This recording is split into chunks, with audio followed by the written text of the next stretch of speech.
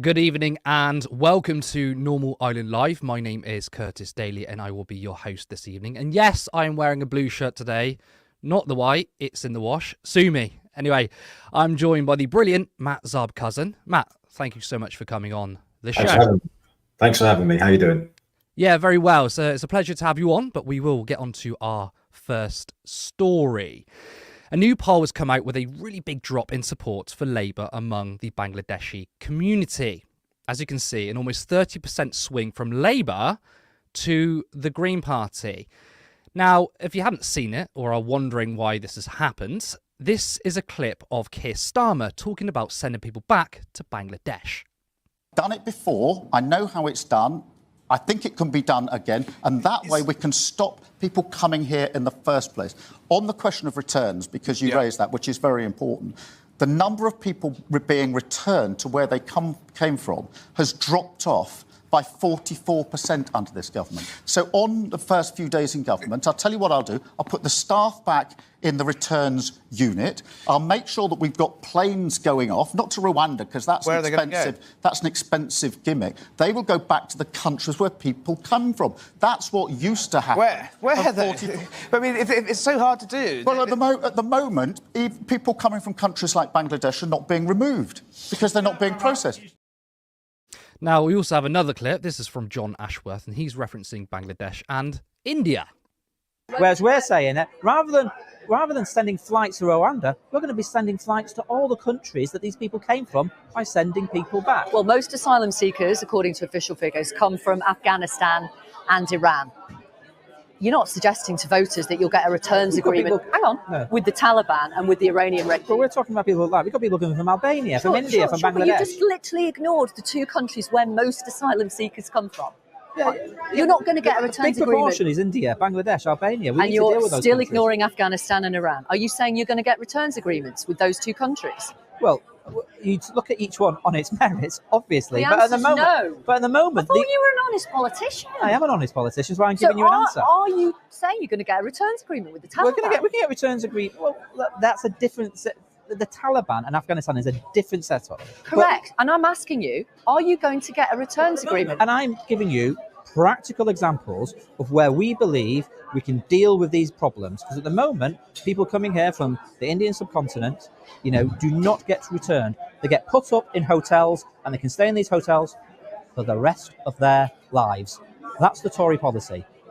So when we say we're going to get flights off, we're going to get flights taking people back to countries like this where we can get returns agreements. We're not going to put our hands in the air and say, oh, no, we can't do it. Sorry, we've got to deal with this issue. Thank you very much for talking to Newsnight. Thank you. He's such a smarmy prick, isn't he? We do have a practical plan. Look, I mean, it's absolutely gross to see Labour on The Sun. And by the way, on behalf of Turn Up, we apologise for sharing a clip from The Sun. But to go on and pathetically show how reactionary you are just shows the gutter that is Labour. But why has the discourse suddenly turned to Bangladesh? I mean, I don't know. But Labour are happy to be a part of it. Now, Matt, I mean, this is pretty disgusting. We know Labour has shifted to the right. But what the hell is this? I mean, it's just pure reactionary politics you'd hear probably from the likes of the BNP. Yeah, I mean, the thing is, they've really tied themselves up in knots, because if you're the sort of person that gets animated or upset by net migration figures, which appears to be the type of people that Labour's wanting to appeal to at the moment, it's no use conflating asylum seekers and asylum applications, which is what Victoria Derbyshire was talking about there with, most of them are coming from Afghanistan and fleeing the Taliban, which is obviously, a result of our foreign policy. It's not the same thing as people who come into the country on visas to work, which is, a lot of those people are filling shortages of carers and vacancies in that sector. And I just think that we've got a situation in this country now where all migration has been sort of conflated in the public consciousness by politicians like Starmer as being asylum applications, and that's just really not the case. So I think that it's really, really important that as the left, we've got to be clear about, why people are coming to Britain. Very often it's family reunion. They're filling crucial roles in our vacancies in sectors like social care, and get away from this kind of this tabloid kind of taboo around people coming into the country. This archetype that the Sun newspaper has created, which is a kind of, people coming in on boats and whatever else. People who are coming in on boats are obviously wanting to claim asylum legitimately, and then their applications are not being processed quickly enough. I feel like Labour's really got itself into this muddle now, where it wants to do something about asylum applicants, but it's basically coming across as if it's against immigration, which I think is a very strange place for it to be. How are they going to fill those vacancies? I think if we had a functioning media at the moment, where it was actually holding them to account and not worried about losing the connections they have with the incoming government, they would be saying that. They'd be saying, what do you want to reduce numbers? If you want to reduce numbers, because obviously net migration is it's higher than it's been in the past, how are you going to fill those sectors? How are you going to fill the vacancies that we need to fill? And are you going to, for example, tighten labour market regulations? Are you going to ensure that there's a bigger role for trade unions, and ensuring that pay is at a satisfactory level to attract workers to that particular sector? Or what's the plan, basically? And I think the Labour's really kind of put itself in a position now where it has to. You're talking about sending people back to Bangladesh, quote unquote, is that sends a very, very concerning message.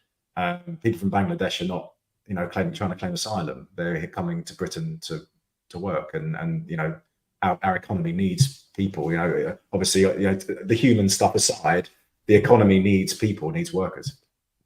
I mean, you ask a good question, which is, and this is a question not just for the Labour Party, but any particular political party that are trying to reduce immigration or say they will, is the first question is, we have issues of vacancy. We have people who need to do jobs, and how are you going to do that when you've got like a health service which is already crumbling? It needs people to fill them. So they don't have an answer to that question. But the rhetoric surrounding Labour, I mean, they're not saying stuff like, we need to bring down immigration because people are, the wages are going down and immigrants are undercutting wages. Now, of course, that would be a lie. I mean, studies have shown that's not the case. You can offset that by, as you mentioned, by the way, stronger unions. But they're not even making that argument. They're not even making an argument about how, you're being pitted against the migrant, but actually the evil man is the capitalist boss who's sending people to this country. They're just trying to go for the reactionary side, aren't they? They're just saying we need to send it back. And I wonder what the strategy is here. I mean, we've seen the polling, which has shown 28% of Bangladeshi voters are abandoning the Labour Party, and we're going to the Greens. So, I mean, you said confusion, you said it's muddled up, but what is the strategy here? I mean, who are they winning over? Because I don't think it's winning anyone over. I mean, I'd like to get your insight on that, to be honest. Yeah, I think that Labour have basically decided that they don't need the votes of ethnic minorities, and in pursuing the votes of the over 65s, obviously there are some over 65 ethnic minorities. I'm not saying that, but in pursuing the votes of the vast majority of over 65s, they have said that losing the support of ethnic minorities is collateral damage, and they're not bothered about that. Now, obviously, the Tories imploding as they have in such spectacular fashion, and the state of their election campaign has made a Labour victory more likely, I'd say, if not certain. But it's definitely, I think, it's definitely clear that their entire campaign has been aimed at a particular demographic, and they're the demographic that votes. They're more over 65s than any other age group. It's pretty clear to me that they have the most, as a demographic, reactionary views on migration. They're the most anti-migrant. They're the most right wing in terms of social views. So Labour's decided that they need to prioritise appealing to that demographic, and it's a trade-off from their perspective. Now, the question I have is the people are, who always vote Labour, and the people who have always voted Labour, whether that's young people overwhelmingly, or ethnic minorities, or whatever demographic that constitute Labour's base. I think if you triangulate too much away from your base, then it sets you up for a fall further down the line. That they might benefit from some Tory voters, over 65 Tory voters switching to Labour this time around. But when it comes to a second term, or when it comes to, people who are mobilising to defend the government, or like supporting, trying to get policies through, we're just going to end up, I think, with a government, a Labour government, that instead of, trying to mobilise the base and move the middle and shift the centre of gravity of the discourse, we're going to end up with a Labour government that just clings on to its new supporters. Basically, you sort of have this like Tory red wall strategy, where they got all these new seats in 2019 because of Brexit, and they thought, oh, these are now our voters, we've got to do everything to try to keep them. I think that the Labour Party will go through a similar process, where they'll say, well, actually, we've lost a lot of support from ethnic minorities, we've lost a lot of support from the LGBT community, we've lost support from young people, so let's hang on to the over 65s. And then you have a government that looks, a Labour government that's very, very different from any previous Labour government, and certainly more right wing. I mean, you echo what a lot of people are saying, which is that, sure, they are going to win this election, and it is based off of weak support. It's just the Conservatives collapsing, right? And after 5 years, though, when the threat of a Tory government is no longer there, because they can't say, well, you've got to vote for us to keep the Tories out, because they're going to be going down to less than 100 seats. They're going to be in power for a very long time. Well, we think that, but then when they don't start implementing policies that are needed, continue their right-wing project, which they will, by the way. I mean, I give no credence to the idea that Keir Starmer is a secret lefty, and they're just going to crumble. But I want to note specifically about Keir Starmer. I mean, he hasn't given a proper apology. He said, "Oh, I didn't mean offence." You can imagine what this would have been like under Jeremy Corbyn. In fact, we don't really need to imagine, do we? I mean, there are parallels between the shit Jeremy Corbyn got for issues surrounding anti-Semitism, the just apologise crowd who are still going to this day, despite Jeremy apologising multiple times, even for cases where we know it wasn't anti-Semitism and it had been weaponised. So why can't Keir just say sorry, Matt? Well, he's not being forced to. And I think there is definitely a sense in the media that Labour gaffes are not as much a priority as Tory gaffes. It's pretty risk-free to criticise an outgoing government. I do think that there's a big problem with having worked in politics briefly, the ecosystem around journalists and access, and this kind of clientelism that develops with journalists. And look, what Starmer said was terrible, and don't buy into that attempt to spin it. What John Ashworth was sent out onto the media to try to do. I think if he wanted to say that there's no reason for if there's no reason for migrants to claim asylum, then he could have mentioned Australia or somewhere else that we have an agreement with already. So he didn't have to mention Bangladesh, and I think he did that very deliberately. And I just feel like, as well, look, the Times this week has come out and endorsed Starmer. Obviously, they've really, really wanted the endorsement of the Sun, and I just, it's obviously the over 65s read the newspapers more than any other demographic. They're probably the only ones that do overwhelmingly. And they might not get the endorsement from the Sun, which is really embarrassing. That's what I was going to say. Like, he's going to win anyway. So what? So if you're going to win anyway, why are you chasing that endorsement? Why are you allowing them to claim that they are still influential? They're not. And even when Jeremy was leader, a third of some readers still voted for Labour, right? And the front page on the on the day of the general election in 2017 was put him in the core bin. So like a third of them voted Labour, who wanted to put him in number 10. So it's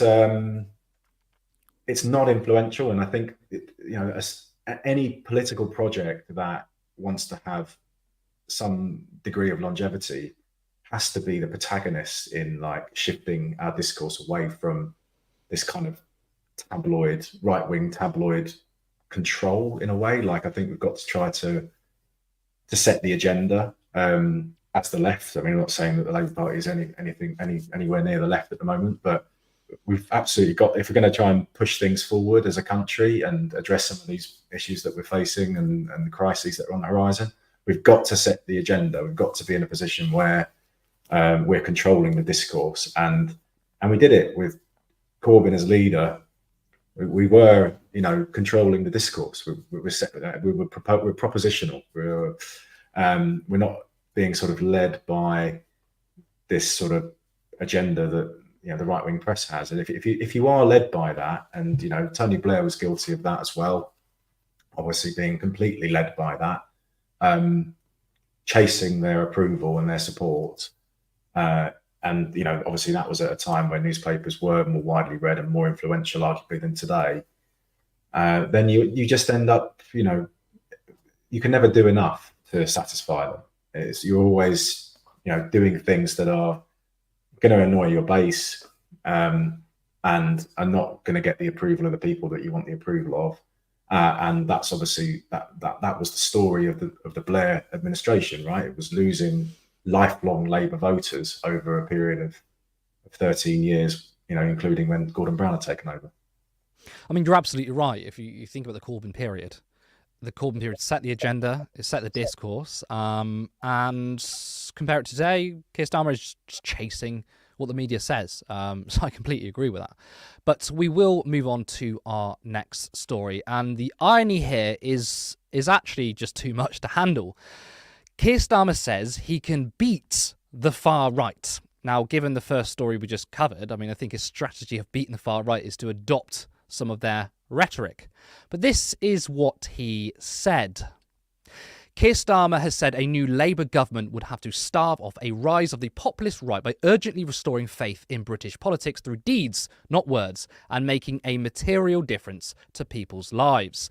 As the election campaign enters its final days, the Labour leader said that while hope has been kicked out of people, his plans for economic growth across the country, the NHS and the transition to renewables could help bring it back. He vowed to bring an end to divisive and toxic culture wars that have beset the country if he makes it to number 10 and hold his ministers to high standards, even with the most senior figures sacked for serious breaches. But in an interview with The Guardian, Starmer warned that a failure to address the disillusionment with British politics could result in a rise of the hard right, as witnessed in France and other European countries. It's not good, saying, well, I don't like the rise of populism and nationalism. You have to understand why that's happening, he said. It's based on the disaffection, this sense that politics cannot be a force for good and you can't trust politicians. I mean, surely he's just taking the mick here. I mean, first of all, he is pandering to divisive politics. He is pandering to the culture wars. And of course, when it comes to people's material conditions, Labour won't do anything about it, at least according to their manifesto, they won't. Matt, I mean, Starmer thinks he can starve off fascism with sensible centrism whilst also adopting reactionary politics. I mean, does he not realise that he's in fact part of the problem, not the solution? Yeah, so I think this is a really interesting question. Like the far right has been growing across Europe. That's coincided with, and you could argue in America too, with declining living standards and a kind of a perception that the economic system will never recover, and it's not going to deliver the things that it delivered generations that went before us. And in that context, people look for fundamentalist solutions, right? Things that like upend the status quo, and I think that's why people gravitate towards so-called strong men, quote unquote. It's a label that's given to a lot of like far right leaders across Europe. It's this, and obviously Trump as well. It's this idea that we need the system kind of needs something to come in and like completely transform it. Right now, if you're the left and you're not proposing something that is transformative, that is going to reasonably, logically improve people's living standards, and has a plan for doing it that's credible, that's coherent, then the far right will come in, and their analysis won't be economic so much. It will be racist. It will be because blaming the immigrants, blaming blaming minorities. It will always be that analysis, and the far right is almost like the last bastion of like capitalism in a way. When there is the conditions for revolution, or when there is the conditions for complete upheaval of the status quo, the far right comes to the rescue of capital and says, we've got a different narrative here. We will protect the economic system, we'll protect vested interests and corporate interests, and we'll blame not the system and not people exploiting it and the looters and the bad bosses and the vested interests. We're going to blame people who are powerless, and obviously they in some contexts they have like combined that with some elements of like a interventionist agenda, something that's economically interventionist, which is obviously a break with neoliberal capitalism, but it's still very much capitalism. But certainly, I think people have lost confidence in the economic system. There was this understanding, I think, before the financial crisis, that everything will get better over time, and people just don't believe that now. And unless you have a solution, and it's credible and it's completely cohesive, then there's only so far, I think, we're better managers than the previous lot can get you. People eventually want to see progress, want to see where the progress is going to come from, and we're just not going to get that with Starmer. I can't see how he's going to grow the economy when you're looking at like the international conditions at the moment.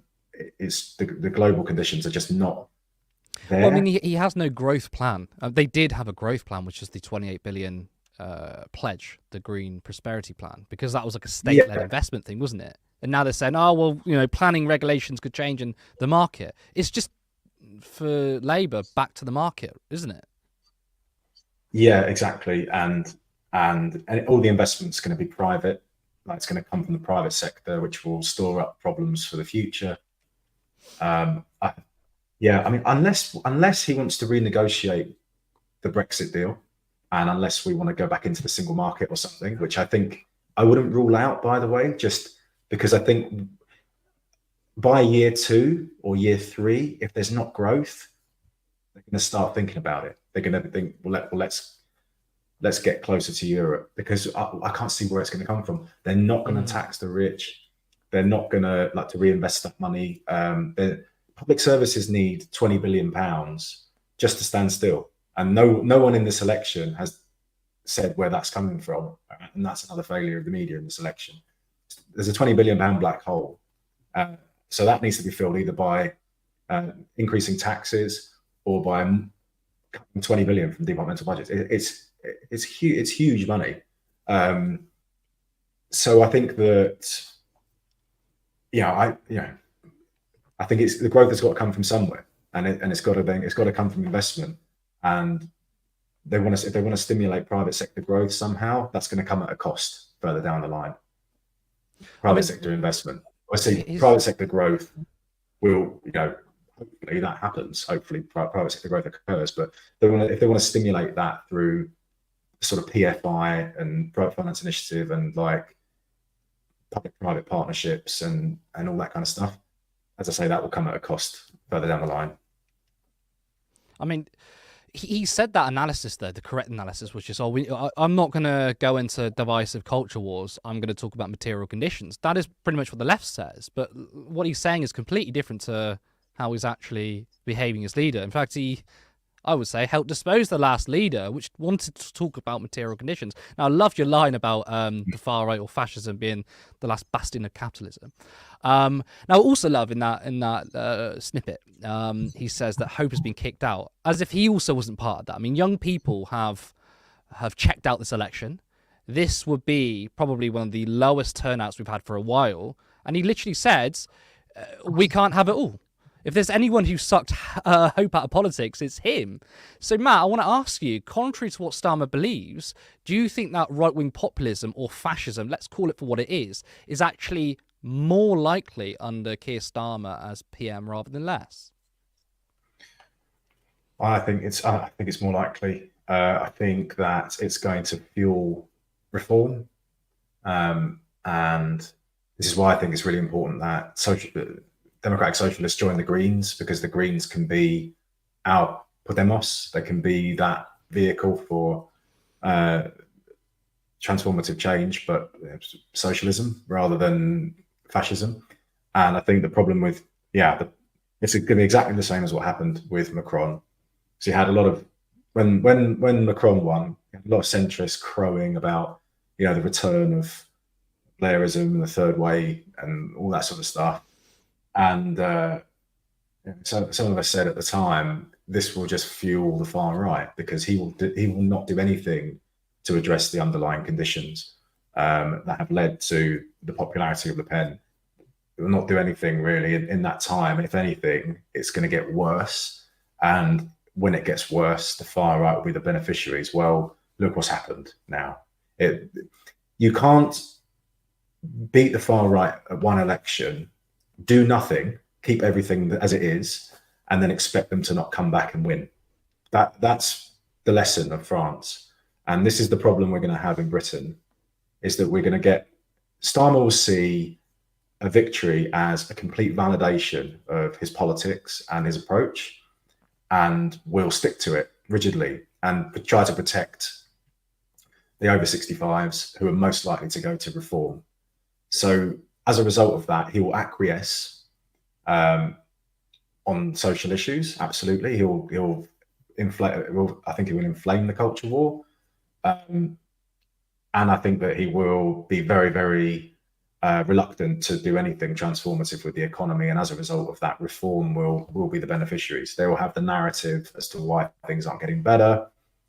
As I say, they'll combine the racism with the mildly more interventionist policies that will be a break from Starmerism and neoliberalism, and this is why we've got to get behind the Greens. I can't see, for me, where that pressure is going to come from for the Labour Party to be the party that we want it to be, unless it's electorally, and unless we can show the Labour Party that through having progressive policies and through having a progressive vision, they'll have won more seats and they can win some seats back and whatever.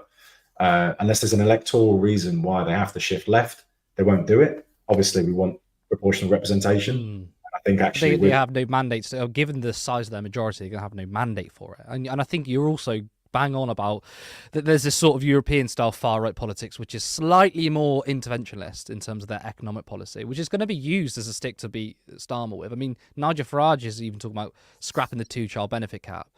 I don't believe him, right? But that doesn't really matter. What matters is he can outflank Starmer to the left on the economy, then probably, obviously outflank him to the right on social issues. Exactly. And look, I think one interesting thing that might happen after the election is if reform have polled as well as they are expected to, and obviously the Greens are, you've basically got reform on 20%, you've got the Greens on 10%, and you've got the Lib Dems on 20%.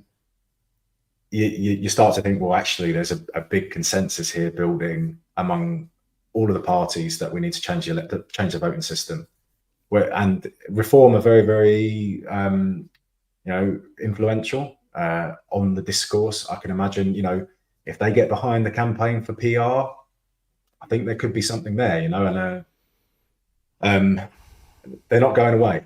I think the only thing that we can do as the left is support alternatives to Labour and alternatives to reform, and hope that the voting system changes sufficiently that the left can have influence in government, because it can't have influence in the Labour Party anymore. PR being the consensus, I absolutely agree with that. I think that's what we're going to be talking about a lot in the next 5 years. But we will move on. Before we do, let's go to some of our comments. Stephen Calder, I saw both these interviews. It was clearly coordinated against people from Bangladesh. I mean, sort of echoing what Matt was saying, it was very deliberate from Starmer. I just thought that watching John Ashworth, just a smarmy prick, isn't he? And he doesn't like pushback. I mean, I think out of the mainstream commentariat, the mainstream media, Victoria Derbyshire is one of the few decent ones I like to questioning. And he doesn't like being questioned. On to the next question.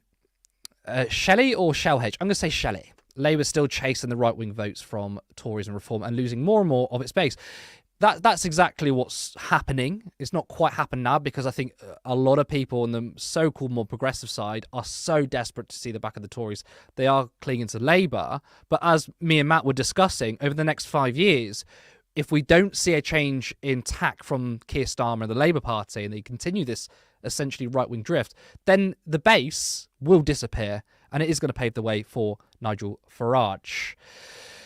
Jacqueline, Jack H, good to see you again. There's definitely a double standard when it comes to accusations of Corbyn being anti-Semitic and Starmer's racism towards the Bangladesh community. Yeah, absolutely. That's what I brought up earlier, and I think Matt kind of said, I said, well, why wouldn't Keir apologise, just like Jeremy Corbyn had to? And Matt basically said, well, he's not being forced to, because in the media, the client media, they don't want to particularly drag Keir Starmer. Actually, a lot of the liberal commentary, like The Guardian, want access.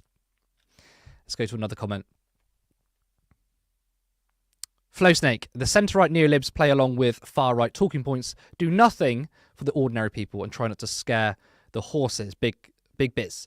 Then they wonder why far-right gain in popularity. Again, but we can all see that. We're discussing it now. We can see this from a mile away. We said it years ago. It's why we had Podemos and we had the far-right rise, at the Jeremy Corbyn and then the far-right, well, maybe UKIP we could say, rise. The rise in popular politics. But we can see that, but clearly Starmer can, or they do, and they just don't care. Now, if you enjoy what we're doing, it's important to point out that all of this is still voluntary. We have multiple people working on these shows. We have a producer in the background, of course, myself and others who have been hosting until the election, and our amazing guests. So we would really appreciate that you subscribe if you haven't already. Make sure you share our content, and if you can support us on Patreon for £3 or £5 per month. The goal is to become a fully funded media organisation where people can dedicate their time to Turn Left with a wage. Also, Turn Left is covering the election results live as they come in. We're going live from 9 p.m. until 9 a.m. on election day, which is ambitious, especially since we only started doing live shows 6 weeks ago. We will have a whole host of different guests throughout the night, so make sure you tune in on Thursday. Now, on to the next story. The UK is trying to intervene with the ICC's decision on whether to issue an arrest warrant of Benjamin Netanyahu. An intervention by the UK government at the International Criminal Court is expected to delay a decision over whether an arrest warrant can be issued against the Israeli Prime Minister, Benjamin Netanyahu, for alleged war crimes in Gaza. Judges at the ICC ruled on Thursday they will allow the UK to make legal arguments in the case as they consider whether to approve requests made by the ICC's chief prosecutor for warrants against Netanyahu and his defence minister, Yoav Gallant. According to court papers, after the prosecutor made the request, the UK argued that the judge hearing the case must address outstanding questions about the ICC's jurisdiction over Israeli citizens before deciding whether to issue the warrants. I mean, I think it's very clear that this intervention is not about questions of the decision or jurisdiction. International law has jurisdiction everywhere. And I think it's obvious that the UK is doing its best to support Israel. Matt, do you think the British establishment is trying to thwart this attempt through fear? They themselves may be on the receiving end of a warrant in the future for its complicity in Israel's war crimes. Yeah, I think that's exactly what's happening. I think they know that this ruling will have, if the ruling is upheld, that it will have huge ramifications for not just the British establishment, the US establishment, the people that have supported Israel's actions, spokespeople. It could be a very seismic event that has huge ramifications politically. So Britain is protecting its own interests by doing this, I believe, and if they've supported Netanyahu, and it is the only coherent position to defend him now from their perspective, and that's a horrible position that they've got themselves into. But it's appalling. Really, it's appalling, and I think people don't realise as well that Britain and the US are basically alone in their support for Netanyahu. Everyone else, every other country, has condemned his actions, and obviously isn't arming Israel, which is again appalling. I think you actually raised a really important point there about the UK and the US essentially being alone in this, and kind of makes me think, how much does this change global politics then? I mean, of course, the US is still the superpower in a way, but we've got China coming up behind them. In 10, 20, 30 years' time, the state of geopolitics might not be so favourable for the US, which means it puts us in a weakening standing. So actually, I mean, morals aside, because we know this is morally repugnant, in terms of the UK pretty much getting its foreign policies from Washington, this could put us in a weaker position in the global community, couldn't it? Yeah, absolutely. I think that any soft power that the US had or we had is diminishing every day by our association with this.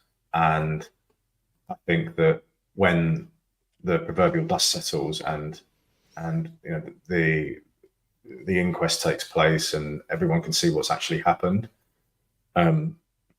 our role in that will be scrutinised significantly, and rightly so. Keir Starmer's role in that will be scrutinised significantly. His comments in the wake of October 7th, where he essentially gave the Israeli government the green light to commit war crimes, all of these things will have significant ramifications if the ICC's ruling against Netanyahu is upheld. So the British establishment and the US establishment will now close ranks and attempt to prevent that conviction. And that is a completely abhorrent position for them to be in. And to be trying to stifle the International Criminal Court on the basis of political expediency. I don't see how this is going to work. I mean, in the short term, but by delaying it, what does that even do? I mean, for me, it just gives more evidence that the UK is playing its role in criminal activity in a way, essentially, because it's against international law. And I also think it's really interesting to see Keir Starmer where he puts himself in this, because, of course, he's wanted to be this sort of the statesman type guy. I believe in international law. I brought this point up before, when on the first debate between Starmer and Sunak, when Sunak wanted to pull out the EHRC, and Starmer was like, no, we should stay in it, because he believes in international law, supposedly. But of course, he went on LBC and said Israel had a right to cut off water and electricity. It'd be very interesting to see what Keir Starmer does here, because he's now trying to walk this tightrope of looking like the smart man, the sensible grown-up, but also his support for Israel. Yeah, absolutely. And I think that the interesting thing as well is how Netanyahu really initially was acting with the endorsement of the US and Britain, and now is just, I think, he's out of their control, and he's doing what he wants, and he's not even listening to the White House. So they've basically sort of created. I mean, we know what he's like anyway, but in the context of post October 7th, they created this monster. They empowered someone who is basically now a law unto himself, and they can't control him, and anything he does reflects badly on them, reflects back on them. So I think that there was a moment where Israel had, despite everything that had gone before, had political capital, had the international community's support, and it's completely burned that on the basis of its own project of ethnically cleansing Gaza, and that is something that, you know, I think that the US and Britain probably didn't anticipate, and they should have anticipated it. They should have known what the agenda of Likud and the far right in Israel actually is, and they should have been very, you know, it was a huge mistake to give them that kind of political cover. I think you're absolutely right. When October 7th happened, of course, many people were trying to find the right words. So they were sympathetic to Israel, of course, what happened, right? And he had that political capital behind him. He had most of the international community behind him. But he's a madman. That's just what he is. He is him and his party, you know. What worries me, though, is you're seeing very, very soft condemnation against Netanyahu. You're seeing some Labour figures say it's about getting rid of, potentially, I mean, it's about getting rid of the Netanyahu government, or they'd like to see a different government and support like the Israeli left. I mean, there is no left wing, I don't think, in the state of Israel. The problem is, though, it's not, yes, Netanyahu is the extreme, the party is the extreme, but it's the pervasive ideology is in every political party. When Netanyahu goes, I don't think apartheid will go. I don't think the genocide will go. I think Palestinians will just be suffering as they have done for the last 75 years. So, I mean, the thing is here, yes, the US and the UK are kind of like somehow trying to latch onto the dying embers of Netanyahu. I think they'll eventually pivot, especially with Starmer in power, eventually pivot by saying, oh, we think, you know, this government should fall. But it's going to be replaced by a slightly more moderate version of apartheid. And that's not good enough, is it, Matt? It's not good enough. No, exactly. The ideology continues, even if the individuals that are their tribunes are removed. So I think there's a big problem there. And obviously Netanyahu is pandering to his voters to some extent. And you also have now that sort of situation where the more he panders to his voters, the more the voters of Biden and the voters in Britain and supporters of Keir Starmer turn against them. So it's really kind of created this situation where, as I say, they gave Netanyahu political cover initially, and the more he tries to appease his far right, his voters for domestic political purposes, the more he's kind of causing problems for Biden and causing problems in Britain. Because you have to remember, when I say Britain and the US are alone, it's not the populations of Britain and the US either. You know, overwhelmingly people support a ceasefire. So, and you know, we're miles away from that.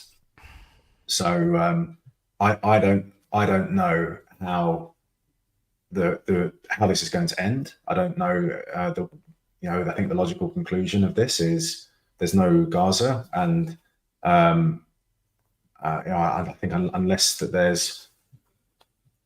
Netanyahu is arrested, and then that may force a ceasefire. And I don't think there's any political way out of this. I don't think the US can exert enough influence on Netanyahu, and I don't think that they're able to.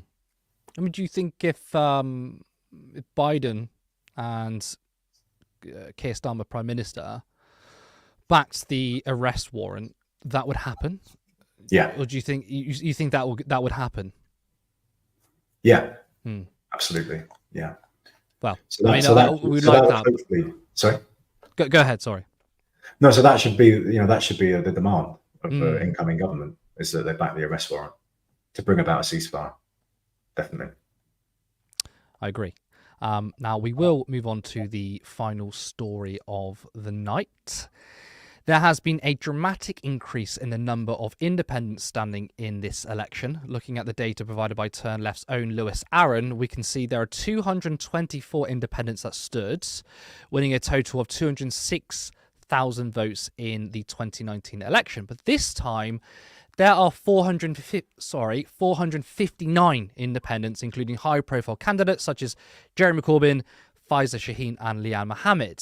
So, Matt, this is the election of independents. It's clear that many are disillusioned with the Labour Party, especially their stance on Gaza. I mean, would you agree that Israel-Palestine has been the major thrust for the increase of independents? And also, do you think that in some areas there may be an issue of vote splitting between, say, the Greens and a left independent candidate?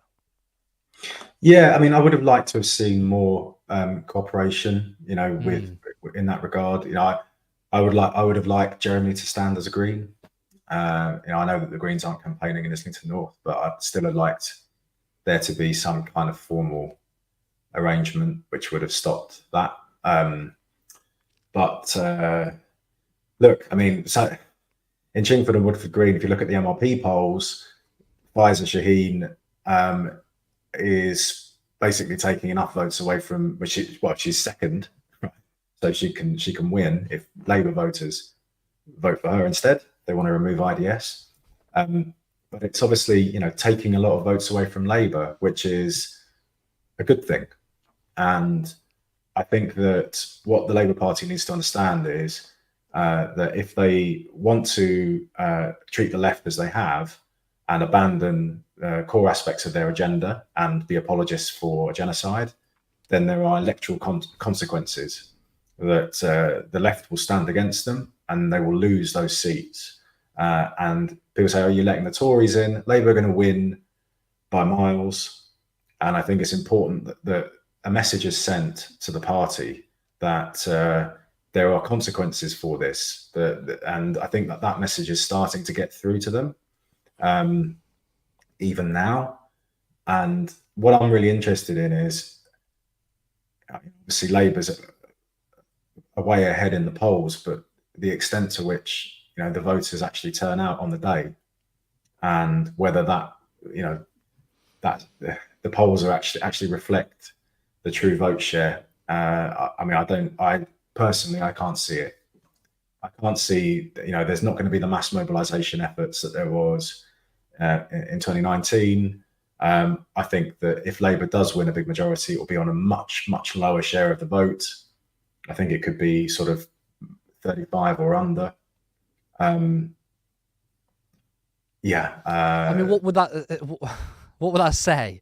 Keir Starmer spends 5 years taking on conservative rhetoric and policy, by the way, and their whole economic agenda literally sounds like Liz Truss, despite them always attacking her. I mean, just growth out of nowhere. That's basically what Liz Truss said. Pivoted to right on social policy. Pretty much spent 5 years saying we hate Jeremy Corbyn and anyone on the left, to then get 35% of the vote, which is 5% less in 2017, and he gives them a massive majority. Yeah. I mean, what does that say? So I think let's just say he gets a third of the vote, and then he gets a majority bigger than Blair and Thatcher. It says we need a new voting system. We have enough parties now that are polling high enough in terms of vote share that we need to rethink first past the post. It's not suitable for what we have now with our politics. Our politics is very broad. It accommodates a diversity of views. And I also think that the Tory party and the Labour Party are both two unsustainable coalitions. It's what it's created is dysfunction. So really, you do, if you say, oh, first past the post, you get a government that can govern, that's stable. It's not stable. The last 5 years is proof of that. You have an unsustainable coalition and a leader that tries to reconcile that. And as a result, what they want to deliver for the country becomes a secondary exercise to party management. Starmer's tried to bypass all of that by being incredibly controlling and parachuting candidates in and selecting them basically himself if they are of certain politics. And he wants to control the party that way, but the Labour Party will remain very, very factional. There'll be a reset in terms of the factions, but it will remain, because it is such a big party, which is because of first past the post, it will remain very, very factional. And it may well be that, you know, Starmer has such a big majority and so many acolytes that he's managed to get into Parliament that he can ignore those factions of the party. But then you start to think, well, if they do get a massive majority and the Tories get 50 seats or something, then the inner workings of the Labour Party suddenly become very, very interesting to the media, right? Suddenly, all of a sudden, like, you've got basically the opposition is factions in the Labour Party. So for me, I think it just shows that you need to give people the opportunity to vote for who they want to vote for, and they can figure out, you know, through proper negotiations and agreements, like how the government should operate, like between the parties, and that kind of formalization of a coalition rather than this implicit coalition that we have at the moment would be much better for democracy. I suppose the pressing but banter timeline would be that the Labour Party splits and one group becomes the opposition, which would be horrendous. They should all join the Greens. Yes. Anyone to the left of Gordon Brown should join the Greens, and then the Greens can be the official opposition. And then we can stop reform. Yes, because that's everyone must do as they say. Sorry. I mean, to go back to the first point and touch on what you just said, then is like Starmer's like, oh, we can take on the far right, when we've just discussed for an hour how centrism, and actually it's not even centrism anymore. I think Labour is centre right. It breeds this ground. So you know, if that's the strategy, it's not going to work. But look, I mean, there are some seats that worries me a little bit. I mean, should Jeremy Corbyn stand as a Green? Should have been. I mean, I think he personally should have stood as a candidate a year ago when he was blocked. Because actually, I mean, on the ground, we've spoken to people in Islington North. Still, people who think that he is the Labour candidate, not independent. It's very difficult to be an independent and win. Faiza Shaheen, I mean, she's eaten about 20% of the Labour vote. But if you compare I think if Faiza Shaheen wasn't standing, they would lose to Ian Duncan-Smith. Only Faiza could have won that seat if she was Labour. But we've got places like Holborn and St Pancras, Andrew Feinstein standing there. Love the guy, respect him, but he's only polling like 2-3%. You got the Greens on a much higher percent. I would have liked to see people coalesce around the Green Party. Now we are only days away from the election. So Matt, I know we shouldn't really do this, but I do want to get your prediction. What do you think, or who do you think will be in opposition? How do you think the Greens will do? And what state do you think reform will be in? Oh God, right. So I think Labour will win by like they'll have like a majority, but like a good majority. But I don't think it will be as big as the polls say. I think it will be like 50 or something, or like maybe even less. And then I think that the Greens will get like 3 or 4 seats. I think Reform will poll about 15 to 20%. I think there's a scenario where the Lib Dems become the opposition. There's a scenario where they win all the seats that they lost in 2015. They win them back in the Southwest, and they end up with like 50 or 60 seats, and then the Tories get even less than that. But for that to happen, Labour needs to win. In those Labour-Tory marginals, they need to, and I just can't see that happening. So, as funny as it would be if the Tories weren't even the opposition, I think that they will. I think that they'll do better than everyone's saying, and you just have to look at the local elections. Their vote still turned up. You know, it's. The campaign's been a shambles. The country's in a mess, but the Tory vote, it turns up, right? That's one of the big problems you have in our politics is that the people they appeal to are the people that vote, and they vote, you know, religiously. They're not going to miss it. So, and they vote by post, a lot of them. So, like, I do think they'll do better than the polls are saying. I think on the day, but let's see. I mean. From my perspective, I'd love to be wrong on that. I'd love if the Lib Dems were the opposition. That would be better than the Tories being the opposition. Yeah, I think the ideal scenario would be not so big Labour majority, although I feel like the Lib Dems to become the opposition, it has to be a big Labour majority. I think that's worth the Lib Dems being the opposition, because at least they can try and somehow drag the debate a little bit more to left and say reforming opposition of the Conservatives. I've spoken to many people. A lot of people do believe the polls. A lot of people think, I do think the Conservatives will be wiped out. I don't know yet. I mean, I feel like when someone like yourself saying, I think the Conservatives are going to do better than people are predicting, I feel like that sounds more logical to me. I feel like I'm back on planet Earth. Not to say that it can't happen, but when people are saying, oh, the Conservatives can go from an 80-seat majority to like 40 seats, it doesn't feel real to me. But do you know what? It would be very, very interesting if it was. But the Green Party, I don't think, I mean, for me, I think the Green election is going to be 2029. I mean, looking at the polling when you've got people under 50, 60, I think it's 50. Number one obviously supports Labour, but number two supports the Green Party. It's not just young people anymore. It's older millennials, 50-year-olds supporting the Greens. So I think they're the most popular party. They're the most popular party. Yes. They are. Like, not voter intention, obviously, and the system, the electoral system plays a part in that. But approval rating, they're the most popular. I mean, and it's not built on Farage's ego or like the whims of the broadcast media. It's built on solid foundations. They've got lots and lots of councillors now, thousands of councillors. So it's a different. That is a really good point, actually, because when we look at the local elections, obviously the Greens did the best they ever did, 800 councillors. 800. Yeah, and you had Reform, who you got Nigel Farage, got Richard Tice, always getting platformed. And Richard Tice had his own show, and they got like 2 or 3. There's no real grassroots support. Of course, then when it comes to election, turnout is higher. So I do expect Reform to get the vote, but obviously this is a personality thing. Farage took over the party just so he's famous, right? The Greens got co-leaders.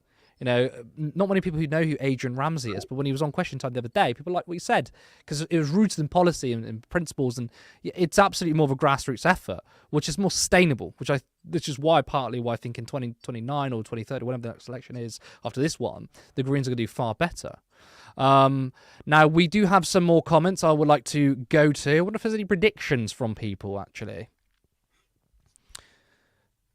Stephen Calder again. Predictions: Starmer at party 37%, Tories 20, Refuck 15%, Lib Dems 13, Greens 6. Yeah, I don't know. I think so. That's an interesting one, right? So Tories plus Reform. So I think Tories plus Reform will actually do better than Labour. Oh, really? So you think their vote share will be higher than the Labour Party? Yes, because I think Reform are taking votes off Labour as well. But I think Greens will do better than that. I think Greens will be about 10%. Yeah, because this is what kind of dismays me about the Green Party in national polling. You look at their local polling, you look at their actual election results, they're doing fantastic. Exactly. They're getting in places where they're winning Conservative votes because a lot of Conservatives actually care about like conservation, right? And they're winning that coalition. Exactly. Yeah. National polling, they're still putting them on 5-6%, nothing spectacular. So, I mean, do you think national polling is definitely underestimating the Green vote? I think it is, but I think I'm the first past the post. If you want to win seats, you've got to have concentrated support, and you've got to prioritise the seats you go for. And I think they'll get 3 or 4. Yeah, I think they'll get Bristol, and I think they'll get a couple of others. Let's go to another comment. Shell, yes, Shell. It's as a Michelle. The E is silence. If Lib Dems form the opposition, hopefully Labour backbenchers might be more likely to rebel against Starmer and vote more progressively with Lib Dems and Greens. Matt, do you think you agree with that? Yeah, I think so. Yeah, I think it'd be more easy to peel them off. I mean, that's the other. Yeah, that's a really good point. Like the left has got to be able to. If we can hold a Labour government led by Starmer to account from the left, then we might get somewhere. I mean, I think you could be right there, but the only thing is Keir Starmer is such an authoritarian. And I think he'd be more angry that some of his party members and MPs are siding with the more progressive side than the Conservative side, because we know he likes to bring in his Conservative MPs and kicking out left-wing MPs. He has such a I wouldn't say the words live, but he has such a grip. He has an authoritarian tendency. He absolutely hates it. But thank you for that comment, Shell. Jacqueline again, Labour will probably win, but I hope they have some rather nasty shocks with independent or third-party candidates winning so-called key seats. Labour are going to win. There's not even a question, but I know that there's been some whispers inside the party that they're looking like they're going to be embarrassed by some of the seats they think they can win. Bristol being one, because Thang and Debonair's... I mean, let's be honest, Thang and Debonair's going to get a peerage. She'll go and she'll get a peerage, but I'll be glad to see the back of her because Carla Denyer is fantastic in Thang and Debonair. You know, Bristol's my hometown, so I've got a personal investment there and I want to see the back of Thangam. But thank you so much for all your comments, and that is all for tonight. You can catch us here this Wednesday at the same time of 7:30 p.m. and that will be the last show until the election day. Remember to tune in 9 p.m. this Thursday, as we will be covering the election results live as they coming all the way up until 9 a.m. Thank you, Matt, for coming on the show. And I am Curtis Daly, not Bean. I am Curtis Daly. Thank you, and see you next time. Patreon.com/turnleftmedia. Support independent media. Support social justice that's there on social media. Thank you. Turn Left.